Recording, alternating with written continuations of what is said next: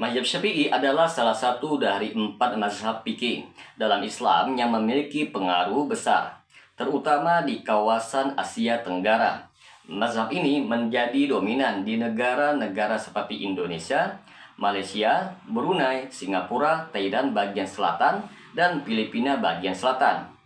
Pertanyaan yang menarik adalah apakah dominasi mazhab Syafi'i di wilayah ini semata-mata karena aspek keilmuan dan praktik ibadah, atau ada faktor politik yang turut memperkuat kedudukannya.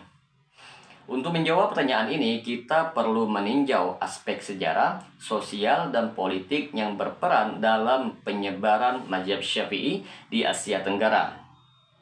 Bagi teman-teman sekalian yang penasaran dengan kelanjutan dari pembahasan video kali ini, maka tonton terus video ini hingga selesai agar kita menemukan fakta yang sebenarnya.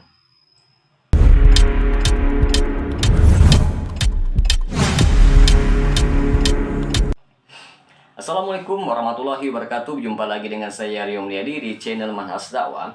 Pada episode kali ini kita akan membahas tentang mazhab Syafi'i di Asia Tenggara. Teman-teman sekalian, di sini kita akan jelaskan sejarah penyebaran mazhab Syafi'i di Asia Tenggara. Yang pertama, peran ulama dan pedagang. Penyebaran Islam di Asia Tenggara banyak dilakukan oleh pedagang dari Arab, Gujarat, yaitu India, dan Yaman yang bermazhab Syafi'i. Ulama seperti Wali Songo di Indonesia, teman-teman sekalian, mempraktekkan ajaran mazhab Syafi'i dalam dakwah mereka yang dianggap sesuai dengan budaya lokal. Yang kedua, penerimaan oleh kerajaan-kerajaan. Kerajaan Islam awal seperti Samudra Pasai, Malaka, Demak, dan Aceh menganut mazhab Syafi'i sebagai panduan hukum yang resmi. Raja-raja Islam menjadikan mazhab Syafi'i sebagai landasan hukum untuk mengatur pemerintahan dan masyarakat. Yang ketiga, kesederhanaan dan fleksibilitas mazhab Syafi'i. Mazhab Syafi'i dikenal dengan pendekatan moderat dan fleksibel, sehingga mudah diterima di tengah masyarakat Asia Tenggara yang sebelumnya menganut tradisi Hindu-Buddha. Adapun faktor-faktor dominasi mazhab Syafi'i secara politik, yang pertama, dukungan penguasa lokal. Banyak penguasa Islam di Asia Tenggara menjadikan mazhab Syafi'i sebagai dasar hukum negara. Contoh seperti Sultan Malaka dan Raja-Raja Aceh menggunakan hukum mazhab Syafi'i untuk mengatur administrasi pemerintahan dan pengadilan. Yang kedua, pengaruh ulama dan pesantren. Pesantren di Indonesia, pondok-pondok pesantren di Malaysia, dan institusi keagamaan lainnya mengajarkan mazhab Syafi'i sebagai kurikulum utamanya. Ulama lokal yang mendalami mazhab Syafi'i memainkan peran besar dalam membimbing masyarakat dan mempengaruhi kebijakan pemerintah. Yang ketiga, kolonialisme dan mazhab Syafi'i. Pada masa kolonial Belanda di Indonesia dan Inggris di Malaysia menyebarkan praktik mazhab Syafi'i karena dianggap lebih teratur dan tidak menimbulkan ancaman besar terhadap kepentingan kolonial Belanda. Hukum adat yang dipengaruhi oleh mazhab Syafi'i sering disahkan oleh pemerintah kolonial untuk mengatur masyarakat Muslim. Maka timbullah sebuah pertanyaan, apa peran politik mazhab Syafi'i di Asia Tenggara? Yang pertama, sebagai hukum negara. Di Brunei, hukum mazhab Syafi'i menjadi dasar hukum negara, terutama dalam urusan keluarga, pernikahan, dan warisan.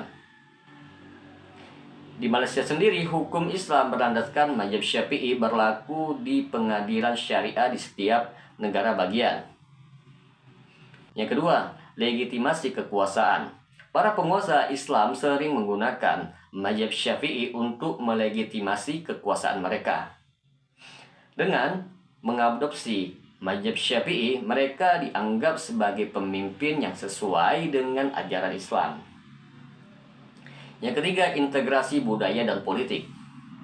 Mazhab Syafi'i mampu menyerap nilai-nilai lokal sehingga menjadi alat integrasi antara Islam dan budaya tradisional di Asia Tenggara. Hal ini mempermudah penguasa untuk menjaga stabilitas sosial dan politik. Setelah kita menjelaskan bagaimana peran mazhab Syafi'i di Asia Tenggara, maka di sebalik itu terdapat tantangan dan kritik terhadap dominasi mazhab Syafi'i. Yang pertama, persaingan dengan mazhab lainnya. Dalam beberapa dekade terakhir, mazhab Syafi'i mulai menghadapi tantangan dari kelompok yang menganut mazhab Hambali, khususnya yang terinspirasi oleh gerakan Salafi. Ada upaya untuk memperkenalkan pendekatan hukum yang berbeda, terutama dalam isu-isu kontemporer. Yang kedua, keterbatasan dalam menghadapi isu modern. Beberapa kritikus menilai bahwa mazhab Syafi'i cenderung kurang responsif terhadap masalah hukum modern seperti ekonomi Islam dan teknologi. Hal ini mendorong sebagian ulama untuk membuka dialog lintas mazhab. Yang ketiga, politik identitas. Dominasi mazhab Syafi'i terkadang dimanfaatkan oleh kelompok politik tertentu untuk memperkuat pengaruh mereka, sehingga menimbulkan perpecahan di kalangan umat Islam. Terus, apakah dominasi mazhab Syafi'i ini termasuk ke dalam politik atau keilmuan? Yang pertama, dominasi berdasarkan keilmuan. Mazhab Syafi'i memiliki metodologi hukum yang sistematis sehingga mudah diterima oleh masyarakat muslim di Asia Tenggara. Keberhasilan dakwah para ulama Syafi'iyah menunjukkan bahwa penerimaan mazhab ini lebih didasarkan kepada kekuatan argumen keilmuan dan kesesuaian dengan konteks lokal. Yang kedua, dominasi berdasarkan politik. Dukungan penguasa lokal dan penerimaan oleh pemerintahan kolonial turut memperkuat posisi mazhab Syafi'i. Penggunaan mazhab Syafi'i sebagai dasar hukum negara menunjukkan adanya dimensi politik dalam penyebarannya. Maka dapat kita simpulkan di sini teman-teman sekalian, mazhab Syafi'i memang mendominasi umat Islam di Asia Tenggara, baik secara keilmuan maupun politik.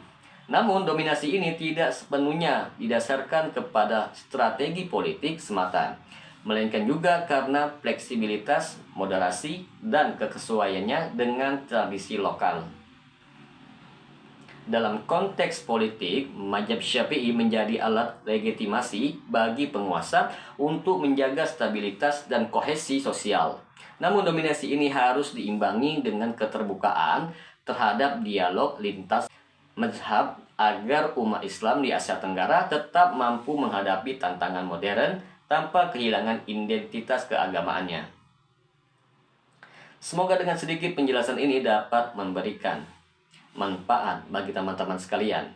Dan apabila channel ini dapat memberikan manfaat bagi teman-teman sekalian, silakan subscribe dan share. Semoga bermanfaat. Assalamualaikum warahmatullahi wabarakatuh.